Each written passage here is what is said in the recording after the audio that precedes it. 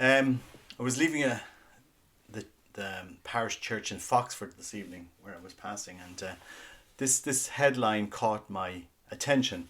Now, I usually buy the Catholic Voice because I know the team, so I really encourage people to support this newspaper.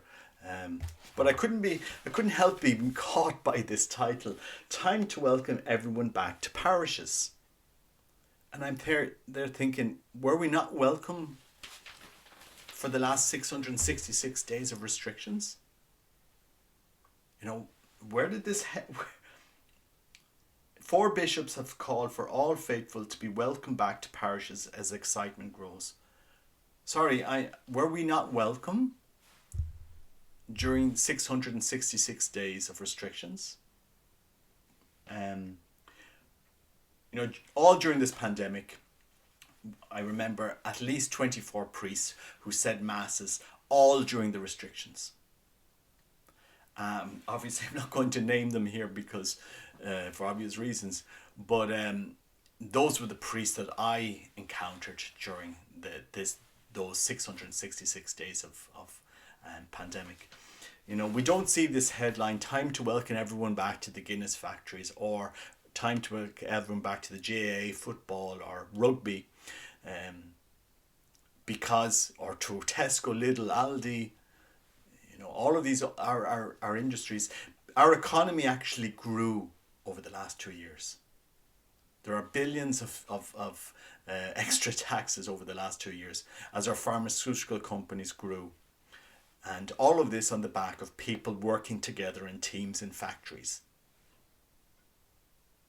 And yet we rendered our faith non-essential. We rendered the worship of our God non-essential. And we discouraged people to come to Mass.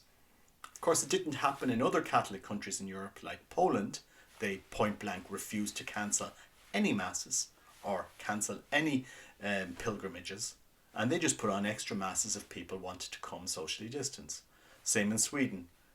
The parish of Christ the King Gothenburg had Masses all during the last 2 years, didn't see the destruction of their parish by this pandemic. So it was exactly during this pandemic when what we needed the faith most. Is what we needed our church the most was during this pandemic, and they let us down in Ireland. That's how I felt anyway. And I go to you go to Mass and knock, and you still can't receive communion kneeling on the tongue. And that's still that's still the case. They refuse to give out communion kneeling on the tongue. It's been a great revelation, this pandemic in Ireland. These 666 days have been a great revelation of the priests that fought and the priests that didn't, the bishops that fought and the bishops that didn't. It divided our church, because I know of many priests around Ireland, from speaking to others, who continue to say Mass every week during this pandemic with people, and ministering to people. Actually, some priests, they were in their element during this pandemic, ministering and helping people. And we had Mass every week, and there was always priests ministering. And yet others, no, they didn't. They were afraid. They were afraid, and that's okay. But we are followers of Christ, and Christ tells us, do not be afraid. Actually, John Paul II, was one of his great phrases, "Non abbiate paura," do not be afraid. We are Christians. We are people of hope. And yet, what did we do in our faith communities? There was lots of ways we could have maintained our worship without really having to have this headline after 666 days. Now it's time to welcome back. Well, we haven't taught the faith.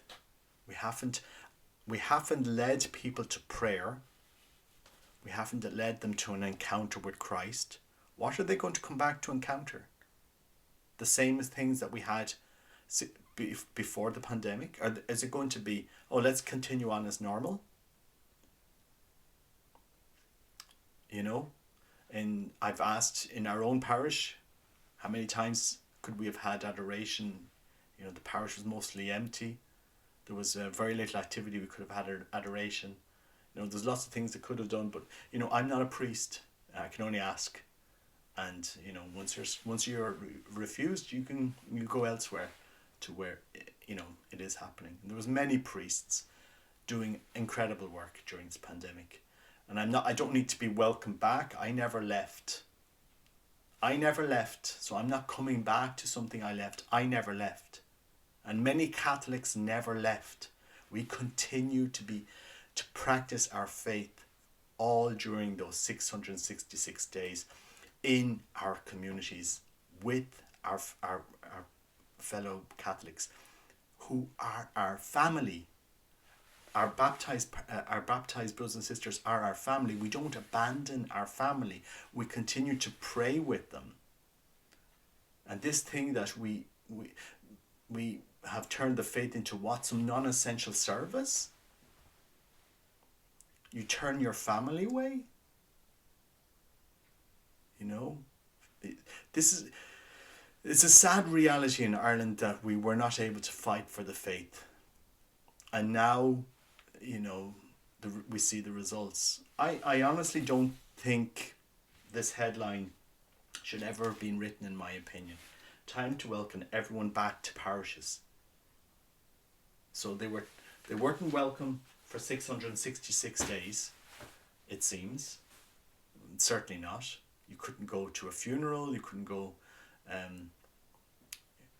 Well, we did go to funerals. A lot of people, and you know, the priest would just, you know, leave the doors open and everyone would come in. You know, we should be allowed to make the choice of worshipping with our fellow Catholics. So, you know, it's time for to reimagine what we will do going forward in the next couple of years. But the status quo is gone. The way we lived and practiced the faith in Ireland before this pandemic will not return. Not in the form that we would hope it to return, and nor should it. It hasn't been engaging the next generation in the faith. That's quite clear. We're not engaging. My children tell me that. You know, they tell me what's going on in schools. In our Catholic schools, the formation that they are getting, it's quite obvious that will never engage the next generation in the faith. What will engage them is us showing example, leading in prayer, kneeling to receive our Lord in the Eucharist, showing them the importance of our faith, the mystery that it is. That's what will engage the next generation, not what we've been doing. And to be honest, putting a headline in a Catholic newspaper and sending flyers out and going door to door, will that engage people? I don't know. Let's see. You know, but we do need to have a conversation about this. You know, it's been very frustrating because in all over Ireland, our economy has boomed. Our economy has grown over the last 2 years. All of this capitalist economy grew. Our pharmaceutical companies were growing. You know, the tech industry was growing. Medical industry, food manufacturing. All of the millions of people that were working 12 hours a day. And our society didn't implode during that time. And yet we couldn't socially distance at Mass during many periods. And even when we couldn't have a normal wedding, you know, or normal communion or something like this. And it seems we were the most afraid. The church seemed to be the most afraid of this virus. Even today, all restrictions have been lifted in Ireland, and even today, bishops and priests are afraid to lift the restrictions inside their church. When the government has told us, you don't need to socially distance, you can shake hands. There's no capacity limits on any events anymore. All the nightclubs are full, the pubs are full. Why aren't our churches full? Ask yourselves, why aren't our churches full? Why are we struggling for funds? What has happened? You know, how can there be Catholics so engaged with their faith, loving the faith, great families in Ireland, And how come we see a whole swathes of Irish society that has fallen away from the faith, that were educated in Catholic schools. You know, we need to ask these questions, and we need to be engaging with Catholics all over Ireland, and not be stuck in the picture that we think is the only way that we can evangelize in Ireland. We need a radically different vision, which will involve traditional Catholics, and they shouldn't be locked out of all of this. That's my opinion. Anyway, just a reflection on that title. Let me know what you think in the comments. But I thought, I'd give my opinion on it. Time to welcome back to parishes. Well, I thought we were always welcome. I thought I didn't know we were not welcome before this. But yeah. So let's have a debate. Let's have a conversation in Ireland about this. See where this will lead us. But we need to rethink. We need to focus on the center core of our faith that will allow us to encounter Christ, the Eucharist, Our Lady, prayer. Start from the basics, and then we can work out. But if we don't get the basics right in Ireland on the Eucharist, if we don't get the basics, nothing will change in Ireland. The church will never change. Nobody will encounter the faith. We need to focus really, really well on the basics, and having a relationship with Christ, and especially understand the Eucharist. From there, you will transform the church. But if we don't focus on the basics, there really is no other way forward. And we haven't been focusing on the basics for many years. Anyway, God bless. Take care. Bye-bye.